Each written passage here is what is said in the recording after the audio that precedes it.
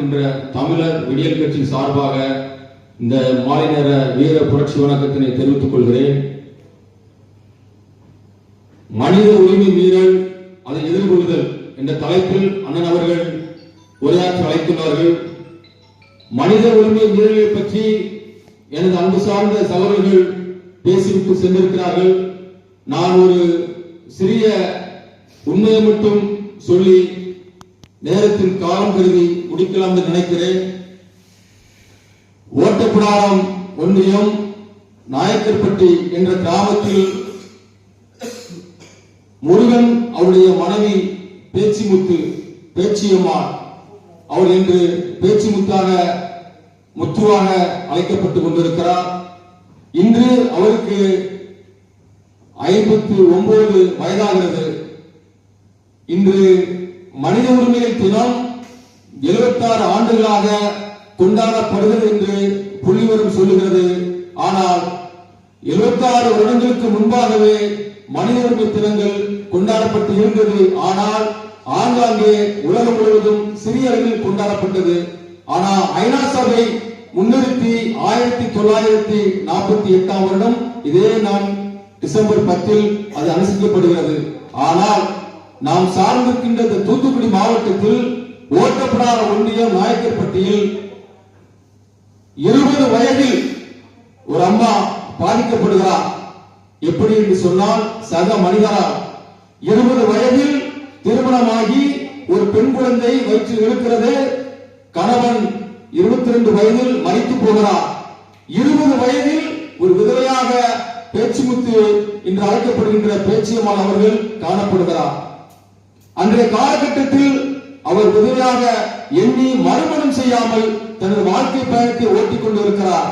ஆனால் தன்னையும் தனது பிள்ளையும் காப்பாற்ற வேண்டும் என்ற ஒரே துடிப்பில் தூத்துக்குடி மாவட்டத்தில் இருக்கின்ற ஒவ்வொரு கம்பெனியாக வேலை பார்த்துக் கொண்டிருக்கிறார்.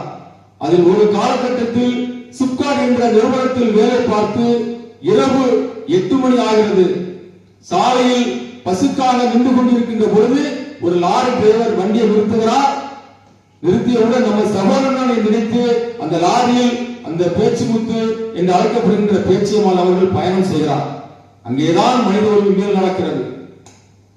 நாய்கள் என்று நாம் பார்க்கிறோமே, அதுபோல என்று தெரிந்து கொள்கிறது. 4 மனிதர்கள் முன்பாக தனது உடல் ரீதியான இச்சைகளை வெளிப்படுத்த மறுக்கிறது. ஆனால் அந்த கயவன் அந்த லாரி ஓட்டுநர் பேச்சிமுத்து என்று இன்று அழைக்கப்படுகின்ற பேச்சியம்மாளுக்கு பாலியல் தொந்தரவு கொடுக்கிறான். எத்தனை வயது? 21 வயதில் அந்த அம்மா முடிவுக்கு வருகிறார். சக மனிதன் ஒரு ஆண் மகன் நான் வேலைக்கு சென்று விட்டு வீட்டுக்கு திரும்புகின்ற நேரத்தில் எனக்கு பாலியல் தொந்தரவு கொடுத்தான் என்று சொன்னால் நாம் எப்படிப்பட்ட உலகத்தில் வாழ்வோம் என்று நினைத்து அன்று முதல் இன்று வரை ஆண் இனத்தையே வைத்துக் கொண்டிருக்கிறார். நேற்றைய தினத்தங்கி செய்து இது எங்கே செல்கிறது? ஒரு பெண் இனம், ஒரு பெண்மை இந்த நாட்டில் உரிமையோடு வாழ முடியவில்லை. ஆண் மக்களாகி நமக்கு எல்லாம் ஒரு அசிங்கத்தை ஏற்படுத்துகிறார் அந்த லாரி ஓட்டுநர். அந்த அம்மா அவர்கள் நேற்று ஒரு பேட்டி கொடுத்திருக்கிறார். நான் பெண்மையாக வாழ்ந்து இந்த உலகத்தில் வாழ முடியாது, என்னையும் என் மகளையும் காப்பாற்ற வேண்டும் என்று சொன்னால் நான் ஆண் உருவத்தில் வர வேண்டும் என்று சொல்லி வேட்டியும் சட்டையும் முடியும் வெட்டி ஒரு ஆண்மனாக இன்று வரை நடந்து கொண்டிருக்கிறார். எவ்வளவு பெரிய அவலம்! ஒரு பெண்ணினத்தை காக்க முடியாமல் நாம் இன்று ஆண்மனாக இருப்பது என்ன மிகப்பெரிய வருத்தம். சுதந்திரம் அடைந்து 75 ஆண்டுகள் முடிவடைந்து விட்டது. நம்மோடு வாழ்கின்ற ஒரு பெண்ணினத்திற்கு நாம் பாதுகாப்பாக இருக்க முடியும் என்று சொன்னால் இதை விட மனித உரிமை மீறல் எங்கே நாம் பார்க்க முடியும்? நம்மளுக்கு பேட்டி கொடுக்கிறார். ஐயா, நான் பெண்ணாகத்தான் இருக்கிறேன், ஆனால் ஆணாக வாழ்ந்து கொண்டிருக்கிறேன். நான் தற்போது ஊரக வேலைவாய்ப்பு திட்டத்தில் பணிபுரிந்து கொண்டிருக்கிறேன். நான் ஒரு விதவை, நான் திருமணம் ஆகவில்லை. ஆனால் கலெக்டர் அவர்கள் தயவு கூர்ந்து எனக்கு ஒரு பென்ஷன் தர அன்போடு கேட்டுக்கொள்ளுங்கள் என்று சொல்லி இந்த காலகட்டத்தில் தனது உயிருக்கும் தனது உடமைக்கும் தனது பாதுகாப்பிற்கும் ஒரு வேண்டுதல் கொடுக்கிறார் என்று சொன்னால் இந்த மனித உரிமை இன்று எங்கே போய் கொண்டிருக்கிறது? தோழர்களே, நம்மை பெற்றவர்கள் சகோதரி அவள் தாயாக இருக்கிறார். நம்மோடு இருக்கின்ற சகோதரி ஒரு பெண்மையாக இருக்கிறார். ஆனால் இந்த உலகம் முழுவதும் சுற்றி ஆண்கள் அவளுக்கு ஆணாக இருக்க வேண்டும் தவிர பாலியல் தொந்தரவு கொடுத்து அவர்களை இச்சிக்க நாடு முயற்சி கொண்டிருக்கிறது. பெண்ணினம் பாதுகாக்கப்பட வேண்டாமா?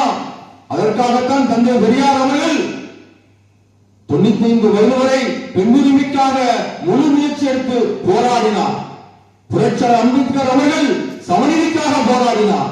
இவர்கள் எல்லாம் ஏன் போராட்டம் செய்தார் என்று சொன்னால், இந்த நாட்டில் வாழக்கூடிய அனைத்து உயிரினமும் சமமாக மதிக்கப்பட வேண்டும் என்ற ஒற்றை நோக்கத்தில் அவர்கள் போராடினார்கள். ஆனால் இன்று என்ன நடந்து கொண்டிருக்கிறது? நம்மோடு வாழ்ந்து கொண்டிருக்கிற பெண்ணினத்திற்கு ஒரு பாதுகாப்பு இல்லை, மனித உரிமை மீறல் நடந்து கொண்டிருக்கிறது. இதை எப்படி நாம் காப்பாற்றுவது? இந்த அரங்கத்தில் ஒரு ஆண்மனாக நான் வெட்கப்படுகிறேன். ஒரு பெண்ணினத்தை காக்க முடியாமல் அந்த அம்மா பேச்சுமுத்தி என்று அழைக்கப்படுகின்ற அந்த அம்மா இன்று பேச்சியமாக வர முயற்சிக்கிறார். ஆனாலும் தன்மானம் தடுக்கிறது.